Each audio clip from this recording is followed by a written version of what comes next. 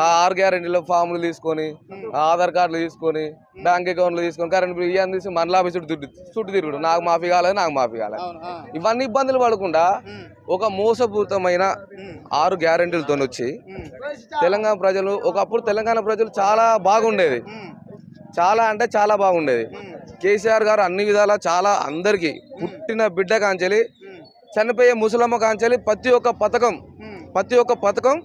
తెలంగాణ బిడ్డల కోసం కేసీఆర్ గారు ప్రవేశపెట్టిండు కళ్యాణ లక్ష్మి ఆయన అధికారంలోకి వచ్చేటప్పుడు కళ్యాణ లక్ష్మి పథకం గురించి చెప్పలే నేను కళ్యాణ లక్ష్మికి డబ్బులు ఇస్తా అని చెప్పలే కళ్యాణ లక్ష్మి పథకం గురించి చెప్పలే ఆయన పెట్టిండు చేసిండు ఎవరి కోసం తెలంగాణ ప్రజలు బాగుండాలని కోసం ప్లస్ కేసీఆర్ వచ్చినాక ఒక భూమిలో వాల్యూ పెరిగింది భూమిలో పెట్టుబడులు పెరిగినాయి ప్రతి ఒక్క రైతు ఆనందంగా ఉన్నాడు ఈ జనాలు మా తెలంగాణ మీ ప్రజలు ఏం చేసినామంటే ఉండలేక ఏదో ఆశ ఉంటుంది కదా ఆ సాత్రం మనకు వస్తలే ఆ సాత్రంతో ఉన్నోని పెట్టిటోని